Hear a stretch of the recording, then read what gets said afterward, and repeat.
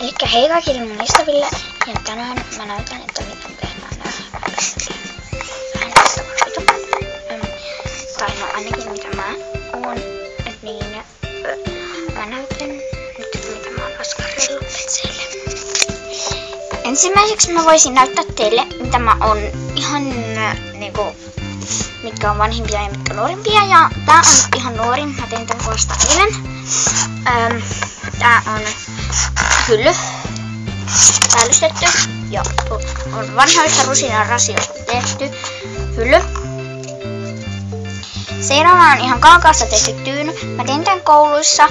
Mä ompelin nää ompelukoneella nää 3 reunaa ja tää on sitten käsin ja niin, ja tän sisällä on ihan pehmeät vanua. Elikkä pinkki sohva tehty niinku korttipaperista, ja se on aika ohut kyllä. Eikä se haittaa, koska se voi mennä tälleen, mutta jos nää laitetaan, petsi laitetaan tähän nojaamaan, niin ei se mitenkään muu. Elikkä vanupuikkarasiasta on tehty jääkaappi.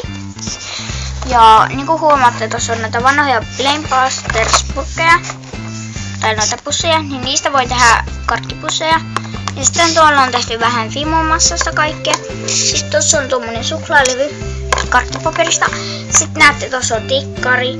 Ja ihan normaalit helmet käy niinku karkeiksi. Tässä on tämmönen linja-auto. Tuolla on laukkupaikka ja sitten täällä on paria tämmösiä ikkunoita. Tässä on ovi, joka aukeaa ja täällä on yläparvi, jonne voi mennä. Täällä on joko lipun myynti tai sitten jos sen kääntää toisinpäin, niin se voi olla vaikka toi taksipysäkki. Sitten viimeinen on tämmönen pienimuotoinen talo, jossa näkyy osoite ja ovi aukeaa tietenkin. Kiitos kun katsoit ja kertokaa kommenteissa mitä haluatte enemmän sitten tehtävän.